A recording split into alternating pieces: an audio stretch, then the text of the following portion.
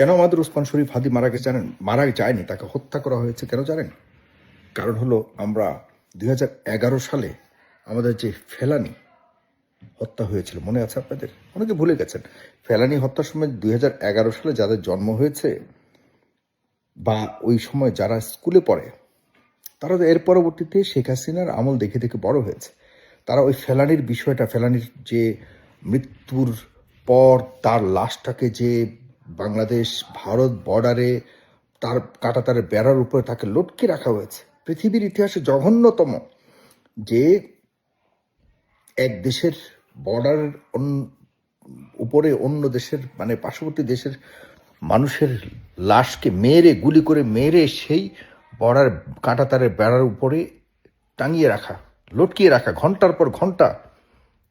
ফেলানিকে মাত্র 13-14 বছরের বয়সের একটি কন্যা সন্তান, তাকে 2011 সালের 7ই জানুয়ারি, আজকে প্রিয় বন্ধুরা, আজকের দিনে 2011 সালে আমাদের ফেলানিকে মেরে ফেলা হয়েছিল। কিচ্ছু হয়নি, লোক দেখানো কিছু বিচারের বিষয় হয়েছিল। কাউকে কোনো ধরনের জবাবদিহিতার আওতায় আনতে হয়নি, আনেনি ভারতীয় সরকার। সারা বিশ্ব নিন্দা করেছিল তৎকালীন সময়ে। বাংলাদেশের মানুষ বুকে পাথর রেখে চাপা কান্না করেছিল। কিন্তু এই সব বাংলাদেশের তৎকালীন সময় শেখ হাসিনার সরকার ভারতকে তেমন কোনো জবাবদিহিতার আওতায় আনেনি। আর তৎকালীন সময় ভারতের মানে বাংলাদেশি মানুষকে পাখির মতো মারত। মানে পাখি যেরকম মারলে আমরা আছে না একটু আনন্দ পাই, তারা বসে থাকতো। তারা দেখা যাচ্ছে যে বিএসএফ মানে border security force of India, তারা বাংলাদেশি মানুষকে মারার মধ্যে একটা আনন্দ পেত। বর্ডারের পাশে যে কাউকে দেখলে পরে তাদেরকে গুলি করে মারতো। কোনো জবাবদিহিতা নাই, কোনো জবাবদিহিতা ছিল না।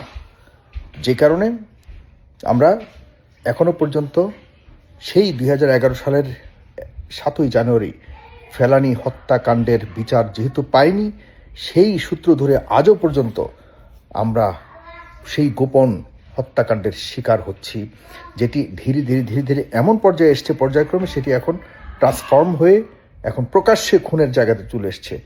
যেমন বর্ডারে তো বিএসএফ মেরেছে, এখন আমাদের বাংলাদেশের ভিতরে সে ভারতীয় আধিপত্যবাদের যারা কাজ করেছে তাদের পক্ষে সেসব মানুষরা এখন দেখা যাচ্ছে যে এই ভারতের সেই টার্গেটগুলিকে মানে তাদের ইচ্ছার প্রতিফলন ঘটাচ্ছে। আমাদের দেশে যারা দালালরা রয়েছে, আমাদের দেশে যারা টাকা পয়সার কাছে নিজের বিবেককে বিক্রি করে দিচ্ছে, আমাদের দেশে অভ্যন্তরে যারা রয়েছে ভারতের দালাল, রয়ের এজেন্ট, তারা দেখা যাচ্ছে আমাদের বাংলাদেশের ভিতরে তাদের টার্গেটকে কিল করছে। আমরা এর বিষয়ে আজকে ফেলানি হত্যাকাণ্ডের কত বছর হয়েছে আমি জানি, 2011 সাল থেকে হিসাব করুন। আজকে আমরা ফেলানির জন্য আমাদের অন্তর, আমাদের ভালোবাসা, আমাদের শ্রদ্ধা, আমাদের ক্রন্দন, আমাদের আবেগ সব কিছু তার জন্য উৎসর্গ করছি। ফেলানির জন্য অবশ্যই এই সরকার, যতটুকু শুনেছি, গুলশানের সেই ভারতের এম্বাসি যেই রাস্তা, সেই রাস্তার উপরে ফেলানির স্ট্রিট বা ফেলানি রোড বলে ওই রাস্তাটার নামকরণ করা হবে। আমি জানি না করা হয়েছে কিনা। আমি আজকের এই ভিডিওর মাধ্যমে সবার কাছে আবেদন করতে চাই, আপনারা যারা আমার ভিডিওটি দেখছেন তাদের কাছে আমি অনুরোধ করব, আপনারা অবশ্যই নিজেরা ভিডিও করে জানান দিন, অথবা আমার এই ভিডিওটি শেয়ার করে বলুন, সবাই আমার সাথে একমত যদি হয়ে থাকেন, সেই রাস্তাটির নামকরণ অবশ্যই অত দ্রুত ফেলানি রোড হোক। আর পাশাপাশি ডক্টর মোহাম্মদ ইউনূসের সরকারের কাছে মিনতি করে আবেদন করছি, দয়া করে ফেলানি হত্যাকাণ্ডের সেই ফাইল আবার ওপেন করুন, সারা দুনিয়ার কাছে তুলে ধরুন যে অল্প বয়সের একটি মেয়েকে কিভাবে তার বাবার সাথে সে যখন এই কাঁটাতারের বেড়া পার হচ্ছিল, তখন তার বাবার সামনে সেই কন্যাকে গুলি করে হত্যা করে আবার সেই লাশ কীভাবে কাঁটাতারের বেড়ার উপরে ঘণ্টার পর ঘণ্টা ঝুলিয়ে রাখা হয়েছিল। এর বিচার হয়নি, এটি আন্তর্জাতিক অপরাধ। কিন্তু আমরা কিচ্ছু করতে পারিনি।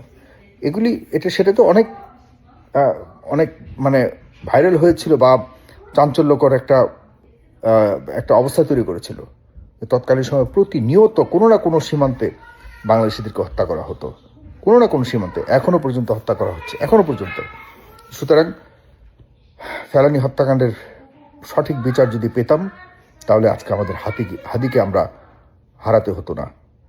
প্রিয় ভাইয়েরা, আজকে সবার কাছে অনুরোধ করব ফেলানির জন্য সবাই দোয়া করবেন এবং আমরা অবশ্যই এই নৃশংসতা, ভারতের নৃশংসতা আমাদের বর্ডারে, আমিও অনুরোধ করবো আপনাদের কাছে যে বর্ডারের যেই জায়গাতে আমাদের যাওয়া উচিত নয় সেখানে যাওয়া উচিত, আপনারা যাবেন না, কখনোই যাবেন না। আমাদের কোনো প্রয়োজন নেই, আমরা অনেক উন্নত ভারত থেকেও, আমাদের কোনো প্রয়োজন নেই ভারতের বর্ডারের এমন জায়গাতে যাওয়া যেখানে নো ম্যানস ল্যান্ড এবং যেখানে যাওয়া নিষিদ্ধ, সেখানে আপনারা যাবেন না। এটা আপনাদের কাছে আমার অনুরোধ।